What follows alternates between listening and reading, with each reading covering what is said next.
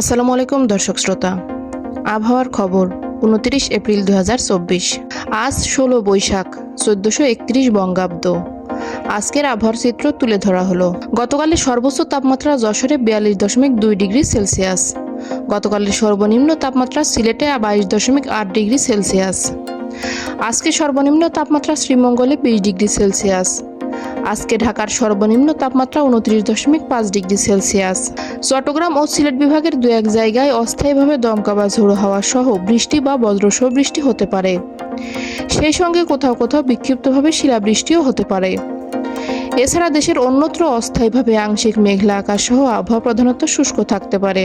যশোর ও রাজশাহী জেলার উপর দিয়ে অতি তীব্র তাপপ্রবাহ এবং টাঙ্গাইল, ফরিদপুর, গোপালগঞ্জ, নওগাঁ, পাবনা ও নীলফামারী জেলা সহ খুলনা বিভাগের অবশিষ্টাংশের উপর দিয়ে তীব্র তাপপ্রবাহ বয়ে যাচ্ছে। ময়মনসিংহ, মৌলভীবাজার, রাঙ্গামাটি, চাঁদপুর, নোয়াখালী, ফেনী ও বান্দরবান জেলা সহ ঢাকা, রাজশাহী ও রংপুর বিভাগের অবশিষ্টাংশ এবং বরিশাল বিভাগের উপর দিয়ে মৃদু থেকে মাঝারি ধরনের তাপপ্রবাহ বয়ে যাচ্ছে এবং তা অব্যাহত থাকতে পারে। সারা দেশে দিনের তাপমাত্রা সামান্য বাড়তে পারে এবং রাতের তাপমাত্রা প্রায় অপরিবর্তিত থাকতে পারে। জলীয় বাষ্পের আধিক্যের কারণে অস্বস্তি ভাব বিরাজমান থাকতে পারে।